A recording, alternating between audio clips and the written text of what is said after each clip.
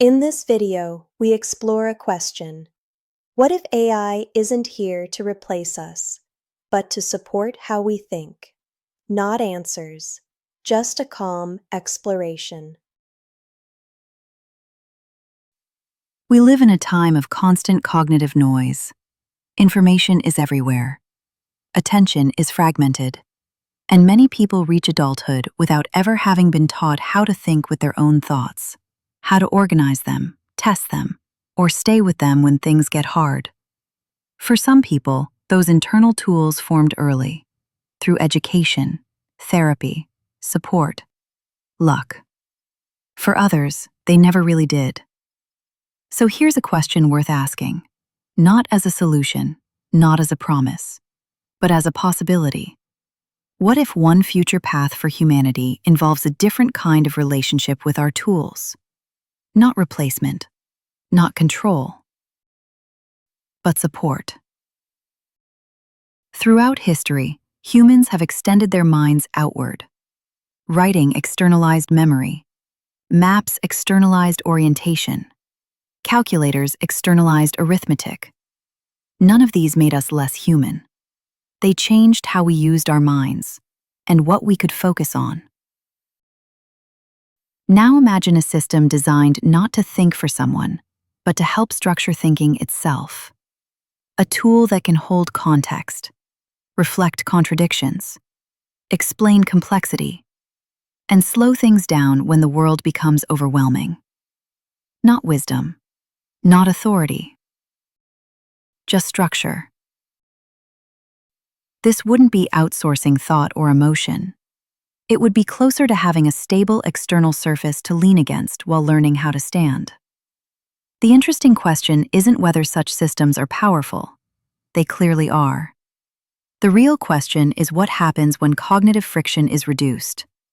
If confusion, misinformation, and narrative chaos take up less mental energy, could people reach integrated thinking, agency, critical creativity, emotional regulation, earlier or more consistently? Or is struggle itself essential? Is confusion a feature of development, not a flaw? If the path becomes smoother, do we lose something along the way?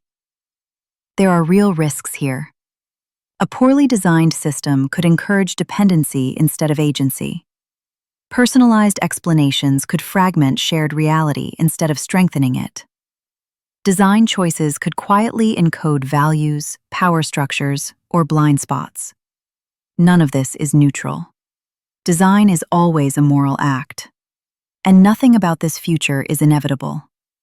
It depends entirely on choices, technical, cultural, and ethical. It also requires precision in how we talk about these systems. They wouldn't care on their own.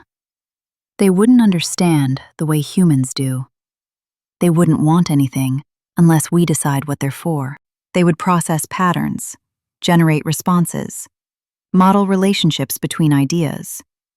They would respond as if they understand, and that distinction matters. Because the moment we forget it, we stop asking the right questions.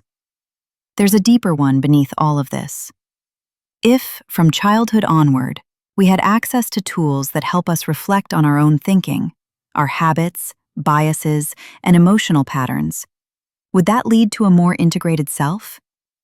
Or would the examined life become something permanently externalized, curated, observed? Would such support help us hear ourselves think? Or would it slowly replace the silence where that thinking used to form?